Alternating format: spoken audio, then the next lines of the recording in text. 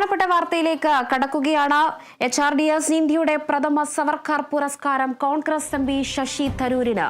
Delhi NDMC convention സെന്ററിൽ നടക്കുന്ന ചടങ്ങിൽ ശശി തരൂരിന് പ്രതിരോധ മന്ത്രി രാജ്നാഥ് സിംഗ് അവാർഡ് സമ്മാനിക്കും. പൊതുസേവനം, സാമൂഹിക രാഷ്ട്രീയ രംഗത്തെ ശ്രദ്ധേയമായ സംഭാവനകൾ നൽകിയ വിവിധ മേഖലകളിലെ പ്രഗത്ഭ വ്യക്തിക്കാണ് ഈ പുരസ്കാരം. ദേശീയ ആഗോളതലത്തിലെ ഇടപാടുകളെ കുറിച്ച് തരൂരിന്റെ പുരസ്കാരത്തിന് തിരഞ്ഞെടുത്തതെന്നാണ് അറിയിച്ചിരിക്കുന്നത്. കോൺഗ്രസ് പ്രവർത്തക സമിതി അംഗമായ തരൂര് സമീപകാലത്ത് പ്രധാനമന്ത്രി നരേന്ദ്രമോദിയെയും കേന്ദ്ര സർക്കാരിനെയും പ്രശംസിക്കുന്നതിൽ കോൺഗ്രസിൽ ഒരു വിഭാഗത്തിന് കടുത്ത അതൃപ്തിയുണ്ടായിരുന്നു. Veer Savarkar international impact award 2025 അവാർഡാണ് ശശി തരൂർ എംപിക്ക് സമ്മാനിക്കുന്നത്. വിവരങ്ങളുമായി ആന്റണി ചേരുന്നുണ്ട്. ആന്റണി, എന്തായാലും ശശി തരൂർ എംപിക്കാണ് ഈ സവർക്കർ പുരസ്കാരം ലഭിച്ചിരിക്കുന്നത്. എന്നാണ് അദ്ദേഹം ഏറ്റുവാങ്ങുന്നത്? എങ്ങനെയാണ് വിശേഷങ്ങൾ?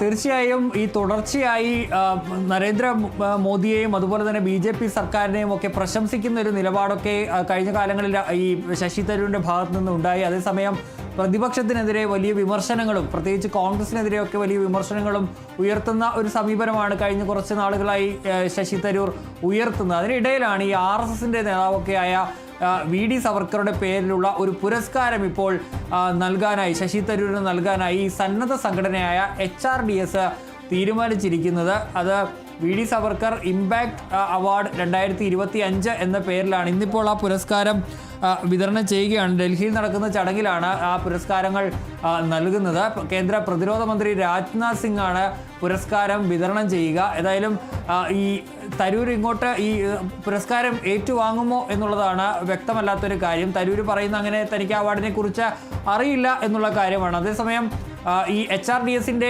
സെക്രട്ടറി ആയിട്ടുള്ള അജി കൃഷ്ണൻ പറയുന്നത് തരൂർ എത്തുമെന്ന് അറിയിച്ചിട്ടുണ്ട് എന്നുള്ളതാണ്. അത് ഇതുവരെയും മറിച്ചൊന്നും പറഞ്ഞിട്ടില്ല. അദ്ദേഹം എത്തും, അവാർഡ് ഏറ്റുവാങ്ങുമെന്നാണ് പറഞ്ഞിരിക്കുന്നതെന്നാണ് ഈ HRDSന്റെ സെക്രട്ടറിയായ അജി കൃഷ്ണൻ പറയുന്നത്. ഏതായാലും ഇപ്പോൾ ഈ അവാർഡ് വാങ്ങാനുള്ള അല്ലെങ്കിൽ അവാർഡ് ഏറ്റുവാങ്ങുന്നതിനെതിരെ കോൺഗ്രസിൽ നിന്ന് തന്നെ കടുത്ത എതിർപ്പ് ഉണ്ടായിട്ടുണ്ട്. പ്രത്യേകിച്ച് ഈ RSS നേതാവിൻ്റെ പേരിലുള്ള ഒരു പുരസ്കാരം പ്രത്യേകിച്ച് തരൂർ മേടിക്കുന്നതിൽ കോൺഗ്രസിന് വലിയ അതൃപ്തി ഉണ്ട്. അത് ഇപ്പോൾ രാജ്മോഹൻ ഉണ്ണിത്താൻ അടക്കം അത് പരസ്യമായി പറയുകയും ചെയ്തിട്ടുണ്ട്. ആ പുരസ്കാരം ഏറ്റുവാങ്ങരുത് എന്നുള്ളതാണ് ഇപ്പോൾ രാജ്മോഹൻ ഉണ്ണിത്താൻ അടക്കം നിർദ്ദേശിച്ചിരിക്കുന്ന ഒരു കാര്യം എന്ന് പറയുന്നത്. ഏതായാലും ഇക്കാര്യത്തിൽ തരൂർ എത്തുമോ എന്നുള്ളതാണ് ഇനി അറിയേണ്ട ഒരു കാര്യം. തരൂർ ഇന്നലെയൊക്കെ തിരുവനന്തപുരത്ത് ഉണ്ടായിരുന്നു. ഇന്നിപ്പോൾ രാവിലെ ഡൽഹിയിലേക്ക് പോവുകയും ചെയ്തിട്ടുണ്ട്. ഇന്ന് വൈകുന്നേരമാണ് ഈ ചടങ്ങ് നടക്കുന്നത്. അതിനു മുമ്പ് ഇദ്ദേഹം എത്തുമോ എന്നുള്ളതാണ്. അതായത് പൊതുസേവനം, സാമൂഹിക രാഷ്ട്രീയ രംഗത്തെ ശ്രദ്ധേയമായ സംഭാവനകൾ, അതുപോലെ തന്നെ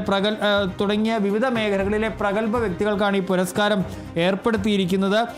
ഈ തരൂരിനെ ഈ പുരസ്കാരത്തിന് തെരഞ്ഞെടുത്തിരിക്കുന്നത് ദേശീയ ആഗോള തലങ്ങളിലെ ഇടപെടലുകൾ പരിഗണിച്ചാണ് തരൂരിനെ ഈ VD സവർക്കർ പുരസ്കാരത്തിന് തെരഞ്ഞെടുത്തിരിക്കുന്നതെന്നാണ് ഇവർ HRDS പറയുന്നത്. ഏതായാലും ഈ BJP സ്തുതിയും BJPയെയും അതുപോലെ തന്നെ നരേന്ദ്രമോദിയും ഒക്കെ പുകഴ്ത്തുന്ന ശശി തരൂരിൻ്റെ നിലപാട് തുടരുന്നതിനിടെയാണ് ഇപ്പോൾ VD സവർക്കറുടെ പേരിലുള്ള ഒരു പുരസ്കാരം HRDS എന്ന സന്നദ്ധ സംഘടന ശശി തരൂരിന് സമ്മാനിക്കാൻ ഒരുങ്ങുന്നത്. ഇനി അത് തരൂർ ഏറ്റുവാങ്ങുമോ എന്നുള്ളതാണ് അറിയേണ്ടത്. അതെ ആന്റണി, എന്തായാലും വാദോരാതെ എന്തായാലും ശശി തരൂർ എന്തായാലും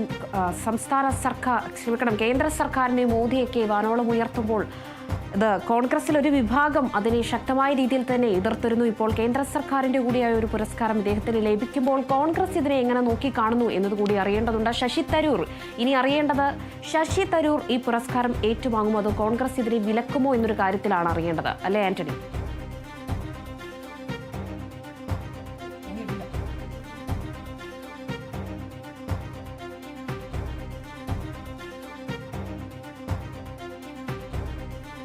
തോന്നിയിരിക്കുന്നത് അല്ലെങ്കിൽ തരൂർ പുരസ്കാരം സ്വീകരിക്കില്ല എന്നുള്ള കാര്യം ഇപ്പോൾ തരൂരിൻ്റെ ഓഫീസ് അറിയിച്ചിട്ടുണ്ട് എന്നുള്ളതാണ് ഇപ്പോൾ അറിയിച്ചിരിക്കുന്ന ഒരു കാര്യം. ഏതായാലും തരൂർ പുരസ്കാരം ഏറ്റുവാങ്ങിയാൽ കോൺഗ്രസിൽ വലിയ പൊട്ടിത്തെറികളിലേക്ക് പോകുമെന്നുള്ള കാര്യത്തിൽ തർക്കമില്ല. കാരണം ഇപ്പോൾ തന്നെ തരൂരിനെതിരെ പാർട്ടിയിൽ വലിയ വിമർശനങ്ങളൊക്കെ ഉയരുന്ന ഒരു സാഹചര്യം ഉണ്ട്. നമുക്കറിയാവുന്നതുപോലെ പലപ്പോഴും രാജ്മോഹൻ ഉണ്ണിത്താൻ അടക്കമുള്ള നേതാക്കൾ പരസ്യമായി തന്നെ ശശി തരൂരിനെതിരെ രംഗത്ത് വന്നിരുന്നു. അപ്പോൾ ഇങ്ങനെ ഒരു പുരസ്കാരവും കൂടി ശശി തരൂർ ഏറ്റുവാങ്ങിയാൽ സ്വാഭാവികമായും തരൂരിന് അത് കോൺഗ്രസിന് പുറത്തേക്കുള്ള വഴിയായി മാറും എന്നുള്ളതാണ് നിലവിൽ നമുക്ക് മനസ്സിലാക്കാൻ കഴിയുന്ന കാര്യം. ഏതായാലും ഇപ്പോൾ തരൂർ ആ പുരസ്കാരം ഏറ്റുവാങ്ങില്ല, വി ഡി സവർക്കറുടെ പേരിലുള്ള പുരസ്കാരം ഏറ്റുവാങ്ങില്ല എന്നുള്ളതാണ്. അല്ലെങ്കിൽ അതിൽ നിന്ന് ആ ചടങ്ങിൽ നിന്ന് ശശി തരൂർ പിന്മാറിയിട്ടുണ്ട് എന്നാണ് മനസ്സിലാക്കാൻ കഴിയുന്നത്.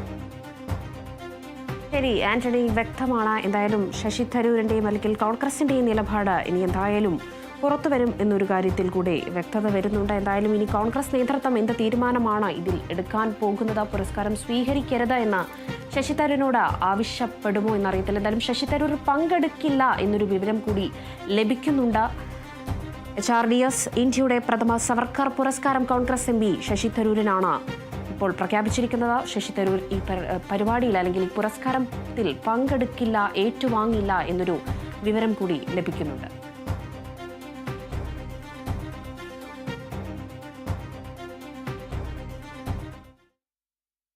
ഇനി ഇടവേളയാണ്. ഇടവേളയ്ക്ക് ശേഷം കൂടുതൽ വാർത്തകളുമായി കാളിദാസൻ ചേരും.